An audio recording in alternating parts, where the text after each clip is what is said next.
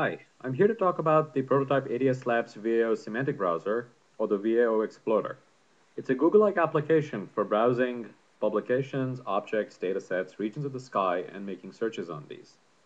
It exposes the links, furthermore, between publications and objects, publications and datasets and objects, so that you can see at a glance what is known or what is not known about a subject, about a dataset, about a part of space. Who is this application for? It's for working astronomers, especially graduate and undergraduate students, but it's also for bibliographers, program managers, and funding agencies, since we can link stuff to proposals and figure out the efficacy of proposals.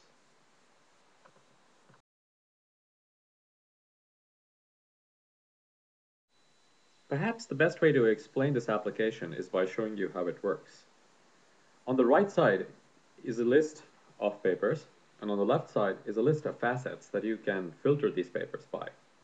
You are probably familiar with faceting from websites like Amazon.com and Patagonia.com, where you make selections. You may want books which are only in French. Amongst French books, you may only want romance novels, and so on and so forth. Uh, the facets in astronomy, of course, are fairly different. On the left side here, we have some publication facets such as keywords, authors, paper types, some object facets such as object types and names, some data facets such as missions, observation types, data product types, wavelengths, instruments, targets, RAs, decks, observation times, exposure times, observation IDs, and even some proposal facets such as proposal types, PIs, and so on and so forth.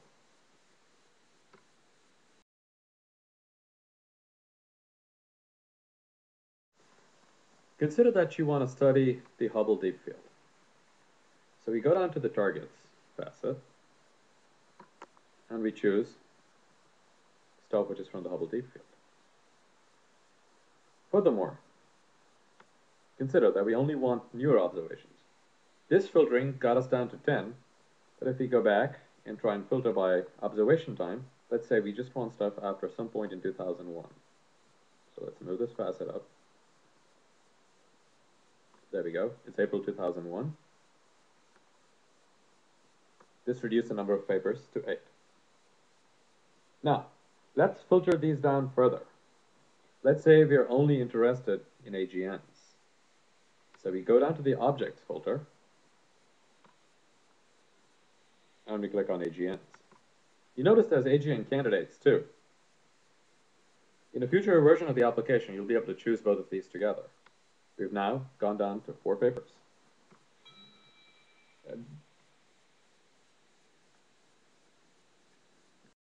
We look at these 4 papers. Notice that the first one seems like it has something to do with the catalog. So does the third. So does the fourth. So it seems that this selection of ours is going to get us to catalogs and might get us to some interesting data. So at this point, we could either save our search by clicking on the Save Search button and save this entire search, or we could click on Get Data and get all the data. We could furthermore either just save an individual paper into our account, or we could save the data from the individual paper into our account.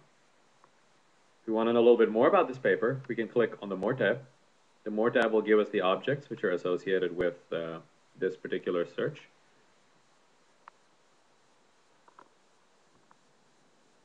And it also tells us about the data sets associated with this particular search. We can click on a particular object and look for it on the CDS webpage.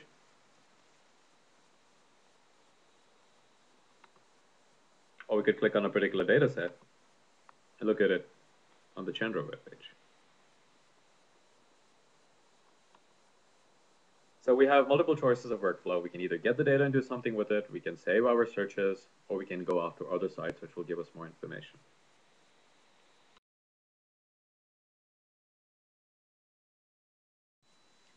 Let's see another interesting example of the use of this application. Let's say I want to learn something about CFERTs. I could go down to the Object Types tab and look for CFERTs, but I can just as well type it into this area and I get a whole bunch of selections. Let me choose CFERT 2s.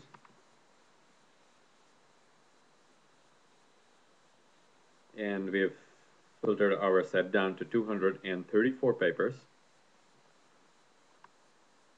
And let's see who's been the most prolific author. There are two of them. There's M. Hardcastle and D. Worrell. Let's go down further to the proposals that went into Chandra for looking at secrets. We go to proposal types. We have the section Chandra, active galaxies, and quasars. That makes sense.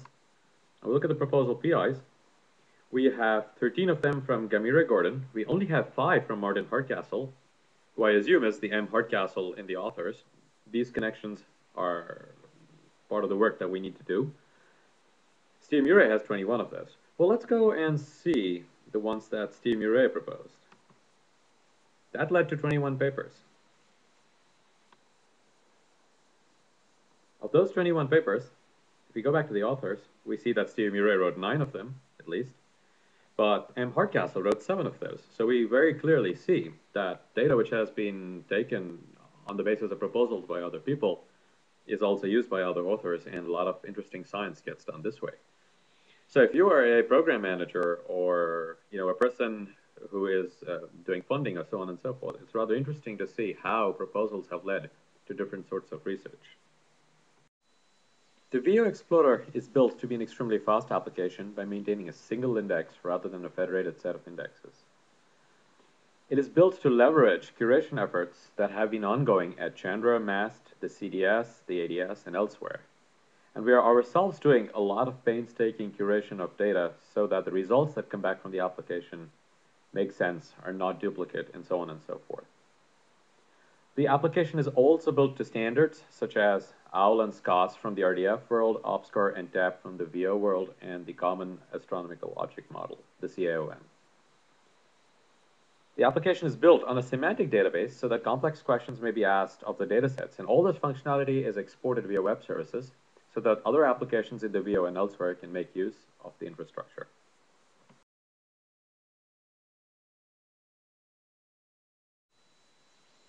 Let's see another interesting example. First, let's remove all our selections so that we get back to the pristine state of the application.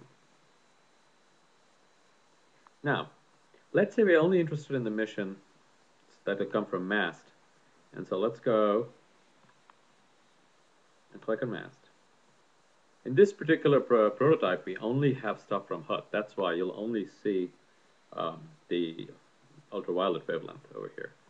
Let's say further that we are only interested in relatively new observations from HUD using the second generation instrument. So let's click on Astra 2 HUD, which is the second generation instrument. We've now reduced the papers even further down to about 22 of them. Let's say furthermore that we're interested in supernovae, and let's go to the targets. And we want supernovae 1006, which has only 2 papers. So we get to these 2 papers, we can get the data from these 2 papers, we can save searches as we did before.